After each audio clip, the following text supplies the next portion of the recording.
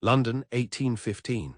Lady Olivia Fairchild stared unblinking at the offending letter, her fingers gripping the ivory stationery so tightly that the paper began to crease along its delicate folds. The nerve of the man. To think that the newly appointed Duke of Iveston believed he could simply summon her to his estate, as though she were a common housemaid rather than the daughter of an earl. "What vexes you so this morning, my dear?" her mother inquired, glancing up from her embroidery with mild concern. "Your expression suggests you've just discovered a caterpillar in your tea." Olivia inhaled deeply, composing herself before she spoke. A lady never revealed her true emotions. This had been drilled into her since childhood. But the Duke's presumption tested the limits of her carefully cultivated restraint. "It appears the Duke of Iveston requires my presence at Thornhill Manor to discuss what he terms matters of significant importance regarding the boundary between our estates." She laid the letter on the breakfast table with exaggerated care. "He writes as though his ducal coronet grants him the authority to command my schedule." The Dowager Countess of Westfield set aside her needlework with a knowing smile. "Ah, so the young Duke seeks an audience. How interesting." "There is nothing of interest in his summons, mother. The man is insufferable. During our single encounter at Lady Pembroke's garden party last month, he had the audacity to suggest that our conservation efforts in the eastern woods were sentimental folly, and that the land would be better suited for hunting grounds. And yet," her mother observed with infuriating serenity, "you debated the matter with him for nearly an hour, I recall."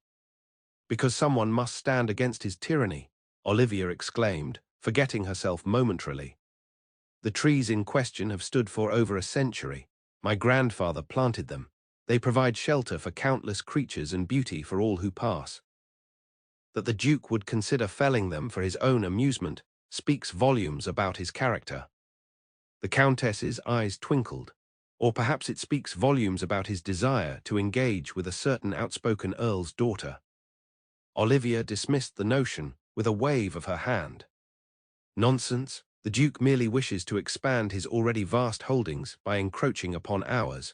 Well, he shall find me a formidable opponent. I have no intention of being another conquest in his collection." Marriage, to Olivia's mind, was nothing more than a polite form of subjugation. She had watched too many bright, spirited women fade into the wallpaper of their husbands' lives, their opinions silenced, their independence sacrificed upon the altar of matrimony.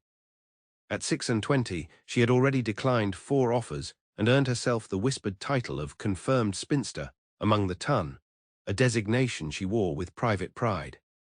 Her fortune, modest though it was, provided her with enough security to avoid the marriage mart's desperate scramble.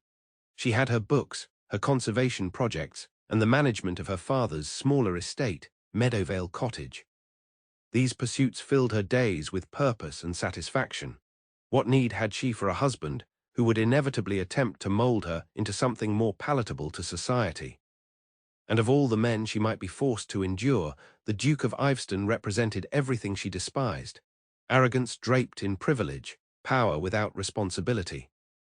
"I shall reply that I am otherwise engaged," Olivia decided, reaching for her writing desk. "The boundary dispute can surely wait until my father returns from Scotland." "Your father," the Countess reminded her gently, "explicitly entrusted you with managing these matters in his absence. Would you disappoint him by shirking your responsibilities because of a personal antipathy?" Olivia's quill hovered above the paper. Her mother, infuriatingly, was correct. Her father had placed great trust in her capabilities, a rare gift for a daughter. To refuse this meeting would be to prove herself unworthy of that trust. "Very well," she conceded reluctantly. "I shall meet with the Duke. But I assure you, mother, I shall not yield an inch of our land to his demands." The Countess smiled serenely. "I would expect nothing less, my dear." Thornhill Manor loomed on the horizon, its stone facade gleaming gold in the afternoon sun. Olivia steeled herself as the carriage approached, rehearsing her arguments regarding the disputed woodland boundary. She would be civil but firm, reasonable yet unyielding. The Duke would quickly learn that her sex did not diminish her resolve or her intelligence. As the carriage rolled to a stop, a tall figure emerged from the manor's entrance. The Duke of Iveston descended the steps with unhurried grace, his bearing every inch the aristocrat. Olivia reluctantly acknowledged that Kensington Iveston cut an impressive figure, his broad shoulders impeccably draped in a midnight blue coat, his golden brown hair catching the sunlight. The gossips of London had not exaggerated his physical attributes, though they had failed to mention the calculating sharpness in his hazel eyes. "Lady Olivia," he greeted her, his deep voice perfectly modulated as he assisted her from the carriage. "How kind of you to accept my invitation." "Summons, your grace," she corrected, withdrawing her gloved hand from his as swiftly as propriety allowed. "And I come representing my father's interests, nothing more." A smile played at the corners of his mouth. "Of course, though I had hoped we might establish a more cordial relationship between our estates than the current one." "Cordiality, your grace, does not require the sacrifice of ancient woodlands." He gestured toward the manor. "Shall we discuss this matter indoors? I've had refreshments prepared." Olivia followed him with reluctance, noting the opulence of Thornhill's interior with a critical eye. Everything spoke of wealth and privilege, from the marble floors to the gilded frames housing ancestral portraits. She wondered how many tenant farmers had paid for such splendor. "Your home is quite," she searched for a word that was neither complimentary nor overtly insulting, "extensive." "It houses 16 generations of Ivestons," he replied, leading her into a sun-drenched study. "Though I confess it feels rather cavernous since my parents' passing." A flicker of sympathy threatened Olivia's composure. She had not considered that the Duke might feel the absence of family in these grand halls. She dismissed the sentiment quickly. Sympathy for one's adversary was a tactical error. "Now," he said, gesturing to a map spread across a mahogany desk, "regarding our boundary dispute." For the next hour, they engaged in a thorough, occasionally heated discussion of property lines, conservation priorities, and the legal precedents governing their adjacent lands. To Olivia's surprise, the Duke proved knowledgeable and articulate, countering her arguments with points that, while she disagreed with their premise, demonstrated genuine thought rather than aristocratic entitlement. "You see, Lady Olivia," he explained, tracing a line on the map, "the historical boundary follows the river's original course, which has shifted eastward over the past century. By rights, this section of woodland legally belongs to Thornhill. By legal technicality, perhaps," she countered, "but by moral consideration, those trees have been under Fairchild stewardship for generations. My grandfather planted them with his own hands. Surely that counts for something beyond mere property rights." The Duke studied her with an intensity that made her uncomfortably aware of her flushed cheeks. "You speak with remarkable passion about these woods. May I ask why they matter so deeply to you?" The unexpected question caught Olivia off guard. Most men of her acquaintance dismissed her environmental concerns as feminine sentimentality, not worthy of serious consideration. "They represent something increasingly rare in our world," she answered carefully. "A place valued for its existence rather than its utility.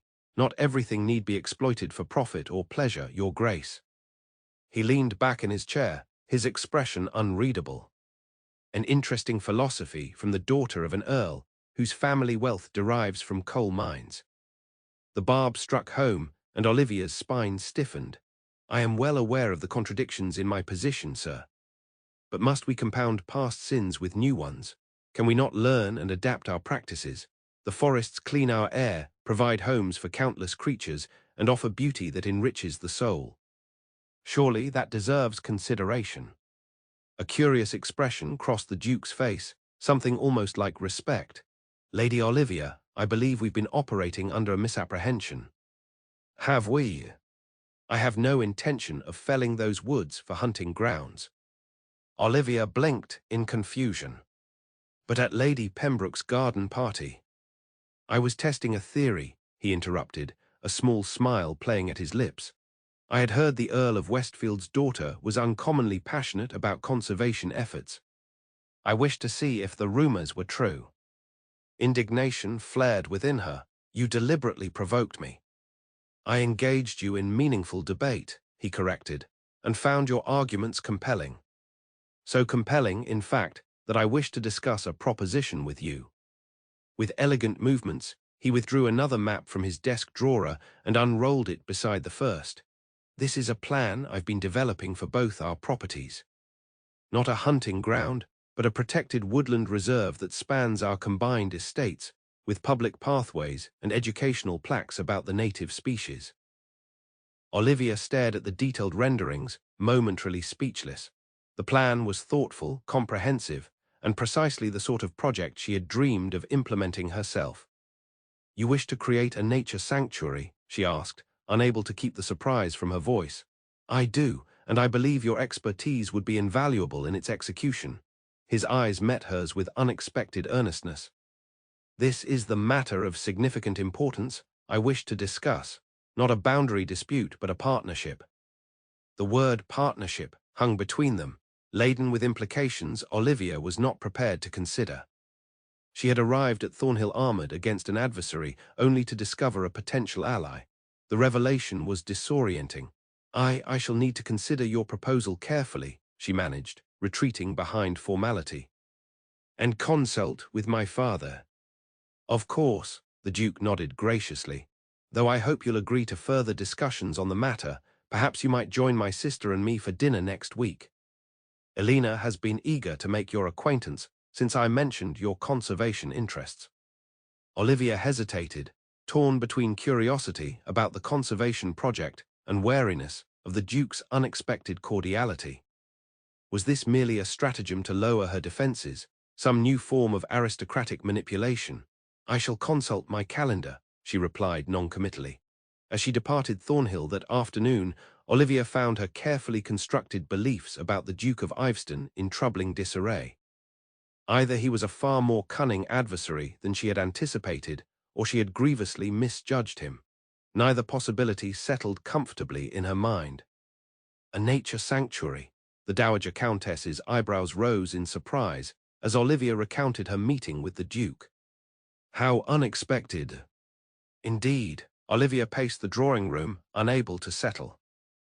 "I cannot determine whether to trust his sudden interest in conservation or suspect some deeper motive." "Perhaps," her mother suggested mildly, "his interest is genuine. Not all noblemen are driven solely by self-interest." "A vanishingly rare breed, if they exist at all," Olivia muttered. The Countess set aside her teacup with deliberate care. "Olivia, may I speak plainly? When have you ever not? You have built such formidable walls around your heart that you can no longer recognize a potential friend from a foe. Your father and I have supported your independence, your decision to manage Meadowvale, your refusal of suitable matches. But I fear you have convinced yourself that independence requires complete isolation from meaningful connections." "That is not true," Olivia protested. "I have meaningful connections. With you, with father, with my Conservation Society colleagues." "Safe connections," her mother corrected gently. "People who pose no threat to your carefully constructed worldview. When was the last time you permitted someone new to truly know you, to challenge your thinking or stir your heart?" Olivia turned away, uncomfortable with the direction of the conversation. "I fail to see how this relates to the Duke's conservation proposal." "Don't you?" The Countess's knowing smile was infuriating. "I merely suggest you consider the possibility that in your determination to preserve your independence, you may be sacrificing opportunities for growth, and perhaps even happiness." The words lingered in Olivia's mind long after the conversation ended. That night she pennied a careful acceptance to the Duke's dinner invitation, telling herself it was solely to further the conservation project. The flutter in her stomach as she sealed the letter was merely anticipation of intellectual debate, nothing more. "Lady Olivia, I'm so pleased you've come." Lady Elena Iveston, the Duke's younger sister, greeted her with unexpected warmth when she arrived at Thornhill the following week. "Kensington has spoken of little else but your conservation theories since your last visit." Olivia glanced at the Duke, who appeared slightly discomforted by his sister's enthusiastic disclosure. The hint of color on his cheekbones humanized him in a way his perfect composure never had. "My sister exaggerates," he said smoothly, "though I admit your perspectives have provided much food for thought." "Ken never exaggerates," Elena corrected with sisterly candor. It's one of his most tedious qualities, absolute precision in all things. You can imagine how delightful he was as an older brother, measuring my practice pianoforte sessions with a pocket watch. Olivia couldn't suppress a smile at the image of a young, serious Kensington timing his sister's musical endeavours. Thoroughness is admirable in many contexts, Lady Elena. Please call me Ellie. And yes, Ken's thoroughness is precisely why his conservation plan is so brilliant. He's considered every detail, down to which native flowers should border which pathways for optimal bloom succession throughout the seasons. Dinner proved unexpectedly enjoyable. Elena's lively presence softened the formality, and Olivia found herself laughing more freely than she had in years. The Duke, too, revealed a dry wit that surprised her, particularly when recounting tales of his diplomatic work abroad. "You served in Vienna?" Olivia asked, genuinely interested, "during the Congress?" "For 2 years," he confirmed. "An enlightening experience in many ways, though not always pleasant. Politics, even in gilded ballrooms, can be rather savage." "Yet you returned with a dukedom," she observed. "An accident of birth and death, not achievement," he replied with unexpected frankness. "My cousin's passing brought me back to England, and to a title I had never expected to inherit." After dinner, Elena insisted on showing Olivia the conservatory, leaving the Duke to follow behind, as his sister enthusiastically pointed out rare specimens. "My brother had these orchids imported from Brazil," Elena explained, indicating delicate blooms. "He claims it's because they're scientifically significant, but I suspect he simply finds them beautiful." "Beauty and science need not be mutually exclusive," the Duke remarked, his gaze briefly meeting Olivia's. "Precisely," Elena agreed, "which is why Lady Olivia's conservation principles align so perfectly with your sensibilities, Ken. You both see the practical and the sublime in nature." Later, when Elena excused herself to retrieve a botanical text she wished to show Olivia, an awkward silence fell between the remaining pair. "Your sister is delightful," Olivia offered, genuinely meaning it. "She is my greatest blessing," the Duke acknowledged, "and occasionally my greatest trial. Her candor can be somewhat overwhelming." "I find it refreshing. Too few speak their minds plainly in our circles." "Including yourself, Lady Olivia," he challenged gently. "I speak my mind on matters of importance." "But not on personal matters, I think." His perceptive gaze was unsettling. "You guard your private thoughts with remarkable vigilance." Olivia turned toward a flowering camellia, avoiding his eyes. "A necessary skill for a woman in society, Your Grace. We are too often judged harshly for expressing our true sentiments." "Not by me," he said quietly. The sincerity in his voice made her look up, finding his expression more vulnerable than she had ever seen it. For a moment neither spoke, the air between them charged with unacknowledged tension. Elena's return broke the moment, but something had shifted. As Olivia departed Thornhill that evening, the Duke's farewell handclasp lingered seconds longer than propriety dictated. The warmth of his hand seemed to burn through her glove, a sensation that remained with her during the entire carriage ride home. Over the following weeks, Olivia found herself drawn into frequent meetings about the woodland sanctuary. The Duke proved a surprisingly considerate collaborator, valuing her input and incorporating her suggestions into the plans. Their interactions, once characterized by wary circling, evolved into a productive partnership. At a community meeting to present the sanctuary plans to local farmers and villagers, Olivia witnessed another unexpected facet of the Duke's character. Rather than speaking down to the assembled tenants, he addressed them with genuine respect, patiently answering concerns and incorporating their practical suggestions. "You handled that brilliantly," she told him afterward as they walked the path back to Thornhill, "particularly Farmer Henley's concerns about the stream access." "His concerns were valid," the Duke replied. "These lands provide their livelihoods. I would be a poor steward if I didn't consider their practical needs alongside our conservation goals. Most men of your station would not trouble themselves with such considerations. Perhaps that explains why so many estates face declining productivity and tenant unrest." He glanced sideways at her. "My father taught me that privilege carries responsibility, a lesson I've tried to honor, however imperfectly. Olivia studied him with growing curiosity. "You continue to surprise me, Your Grace." "Kensington," he corrected gently. "After so many meetings, surely we might dispense with formalities when in private." The invitation to informality hung between them, weighted with significance beyond the mere use of given names. To accept would acknowledge a closeness Olivia had not permitted herself with any gentleman of her acquaintance. "Very well, Kensington," she conceded, the syllables of his name unfamiliar on her tongue. His smile in response was genuine, transforming his usually serious countenance. "Thank you, Olivia." The sound of her name in his deep voice sent an unexpected shiver along her spine, a reaction she firmly attributed to the cool autumn breeze rather than any personal sentiment. As they reached Thornhill's entrance, he paused. "The Andersons are hosting their annual Christmas ball next month. I wonder if you might consider attending as my guest. We could announce the sanctuary project there, with the county's most influential families present." The request was perfectly reasonable, framed in terms of their shared project rather than personal interest. Yet Olivia hesitated, sensing that accepting would represent crossing some invisible boundary she had carefully maintained. "I shall consider it," she replied neutrally, ignoring the flicker of disappointment in his eyes. That night she found herself unable to sleep, her thoughts circling around the Duke's invitation and her conflicted response. Why did the prospect of accompanying him to the Christmas ball fill her with such trepidation? The answer, when it finally came in the quiet hours before dawn, was unsettling in its simplicity. She feared not the Duke's intentions, but her own growing feelings. "You've received an invitation to Lady Hensworth's literary salon tomorrow," the Countess informed Olivia over breakfast. "Shall I send your acceptance?"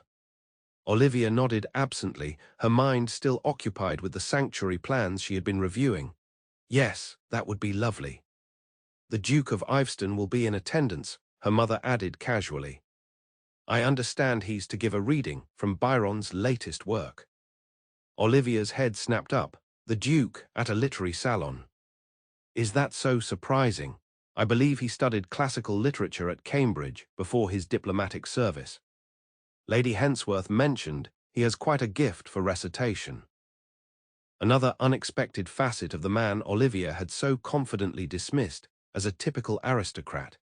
Each new revelation chipped away at her certainty, leaving her increasingly unsure of her judgment. The literary salon proved to be another blow to her carefully constructed beliefs.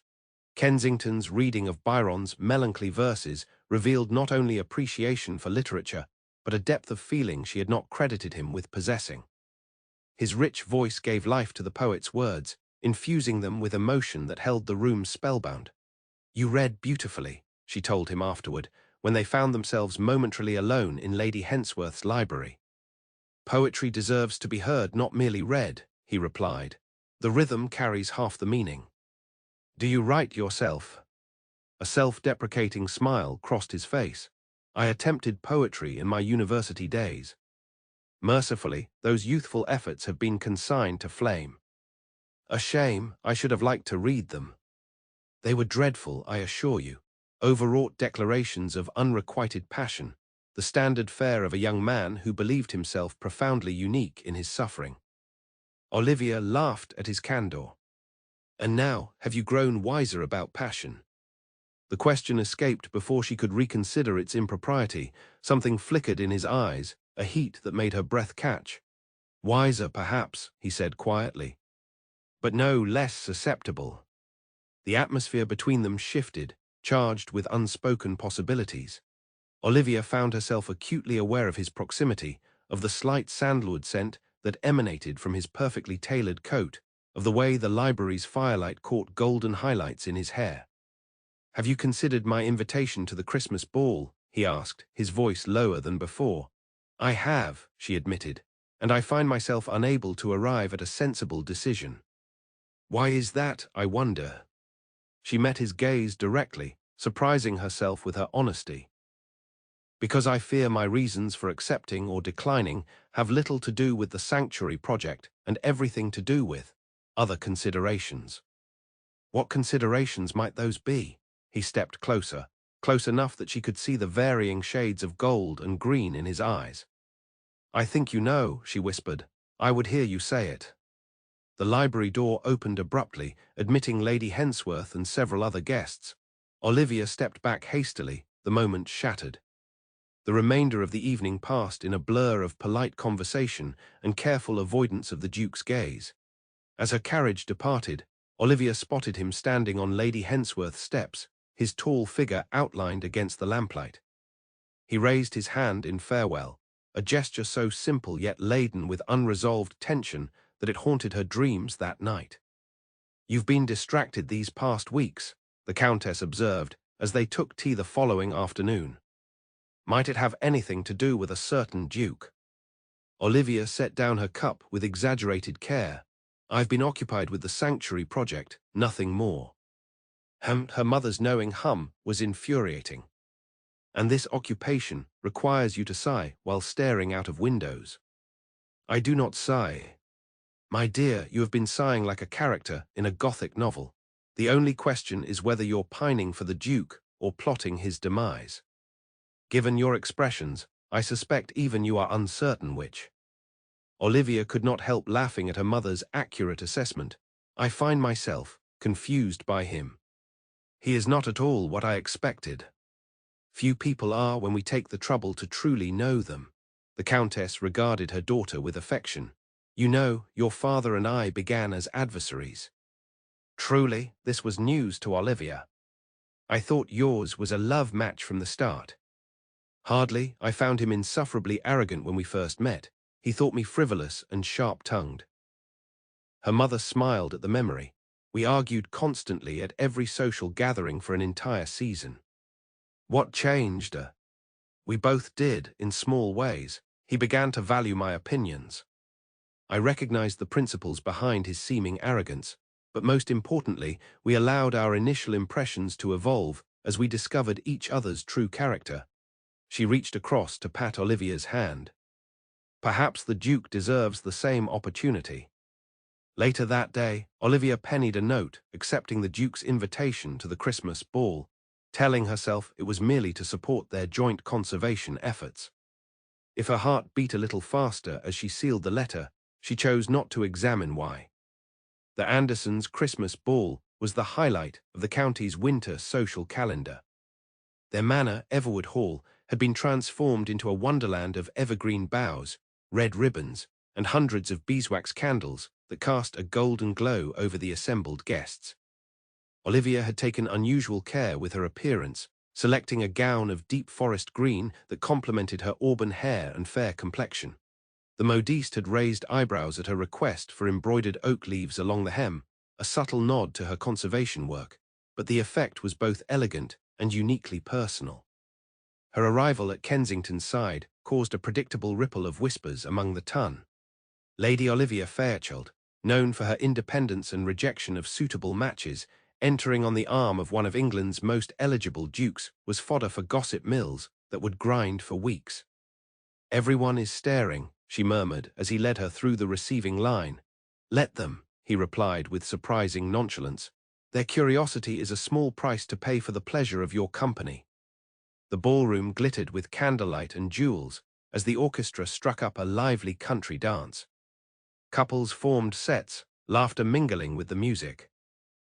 Kensington's hand rested lightly at her waist, a proper touch that nonetheless sent warmth coursing through her. "Shall we dance?" he asked, his voice betraying an uncertainty she had never before detected. "Unless you would prefer to make our announcement about the sanctuary first." "The announcement can wait," she decided impulsively. "I find myself in the mood for dancing." His smile was reward enough for her boldness. As they took their places in the set, Olivia noticed several speculative glances directed their way. No doubt by morning, rumors of an impending engagement would be circulating. Strangely, the thought did not disturb her as it once would have. The dance began, a pattern of advances and retreats, of hands touching briefly before parting. Each time their palms met, Olivia felt a jolt of awareness that had nothing to do with the lively music and everything to do with the man before her. Even separated by the figures of the dance, his gaze found hers across the set, a connection that transcended the physical steps they performed. When the music shifted to a waltz, Kensington's request for the dance seemed the most natural progression imaginable. His hand settled at her waist as he guided her into the swirling patterns of the still controversial dance. Despite its recent approval at Olmax, many considered the waltz scandalously intimate. In this moment, Olivia understood why. "You dance beautifully," he murmured, guiding her through a turn. "As do you," she replied, surprising herself with the breathless quality of her voice. "Another unexpected talent." "You persist in believing me a creature of limited dimensions," he observed, amusement softening his words. "Will you ever cease being surprised by ordinary human capabilities?" "There is nothing ordinary about you, Kensington." The admission slipped out unbidden, earning her a look of such intensity that she nearly missed a step. His hand tightened at her waist, steadying her. "Nor about you," he returned quietly. "From the moment we met, I recognized a mind and spirit unlike any I had encountered before. Even when I was arguing against your every word. Especially then." His smile held a warmth that reached his eyes. "Your passion for your convictions, your unwillingness to yield to mere authority, these are rare qualities, Olivia, particularly in our circles, where conformity is prized above authenticity." As they swirled around the ballroom, the other dancers seemed to fade from Olivia's awareness. There was only Kensington, his strong hand guiding her, his eyes holding hers with an expression that spoke of admiration and something deeper, more personal.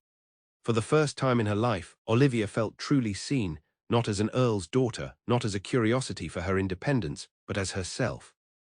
The music drew to a close, but neither moved to separate. For one suspended moment, they remained in the waltz's embrace, reluctant to break the connection that had formed between them. "I believe," Kensington said softly, "that we should speak privately. Would you accompany me to the terrace? I promise it is enclosed for winter and quite warm." Olivia nodded, allowing him to guide her toward the glass doors that led to Everwood's famous conservatory terrace. The space was indeed comfortably heated by braziers, yet private enough for conversation away from curious ears. Potted citrus trees scented the air, their glossy leaves gleaming in the soft lamplight. Once alone, a curious shyness fell between them. Kensington moved to the stone balustrade, his profile strong against the night-darkened glass. "I find myself at a disadvantage," he began, his usual eloquence seemingly deserting him. "I had planned what I wished to say to you, but now the words escape me." Olivia stepped closer, drawn by the vulnerability in his admission. "Then say what you feel, not what you planned." He turned to face her, his expression more open than she had ever seen it. "What I feel is that you have upended every expectation I held when we first met. You have challenged my thinking, enriched my understanding, and quite without my permission, made yourself essential to my happiness." The confession hung in the air between them, honest and unadorned. Olivia felt her carefully constructed defenses crumbling before the simple truth of his words. "I did not want to feel this way," she admitted, her voice barely above a whisper. "I have spent years convincing myself that independence means isolation, that to preserve my autonomy, I must guard my heart against attachment." And now, his question was gentle, patient. "Now I wonder if true independence might include the freedom to choose connection, to allow oneself to be known, even at the risk of vulnerability." She took a deep breath. "You once asked what considerations prevented me from accepting your invitation to this ball.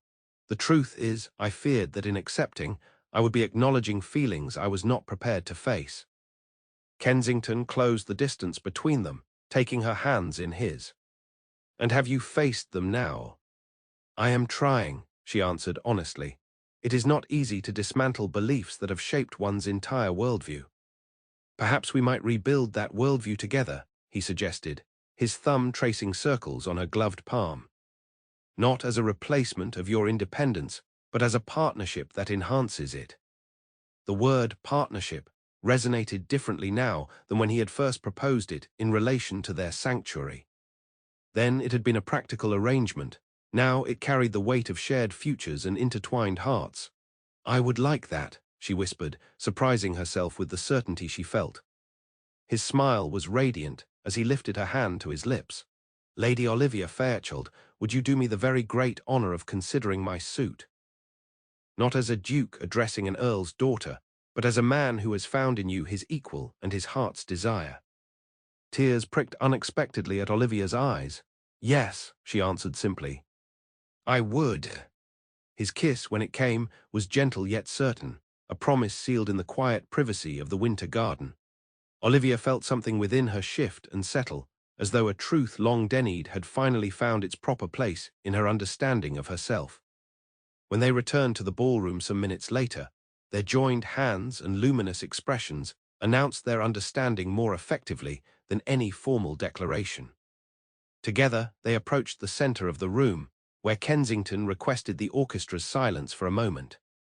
Ladies and gentlemen, he announced, his deep voice carrying easily through the hall, Lady Olivia and I wish to share news of a joint venture between our estates, a woodland sanctuary that will preserve ancient forests for generations to come. The assembled guests applauded politely, though many eyes were fixed on their clasped hands rather than on the conservation announcement. And he continued, a smile warming his formal address, I am honored to announce that Lady Olivia has consented to another partnership of a more personal nature, one that I trust will prove equally enduring and fruitful. A chorus of congratulations erupted, but Olivia heard none of it. Her attention was captured entirely by the man beside her, whose gaze held promises of a future where independence and connection were not opposing forces but complementary strengths. Are you certain? He murmured for her ears alone. This is a very public declaration. I have never been more certain, she replied. Though I warn you, I shall likely continue to challenge your every assumption. His laugh was warm and genuine. I would expect nothing less, my lady. In fact, I count on it. As the orchestra struck up again and they moved once more into the waltz, Olivia reflected that her mother had been right. She had built walls around her heart out of fear that connection meant capitulation. What she had found instead, in the most unexpected of persons, was a partnership that expanded rather than diminished her sense of self. The Christmas ball that she had approached with such trepidation had become the setting for her heart's awakening. And as she danced in Kensington's arms, surrounded by the festive glow of candlelight and evergreens, Olivia knew that true independence included the freedom to choose love, even when it arrived in the form of a duke she had once vowed to oppose at every turn.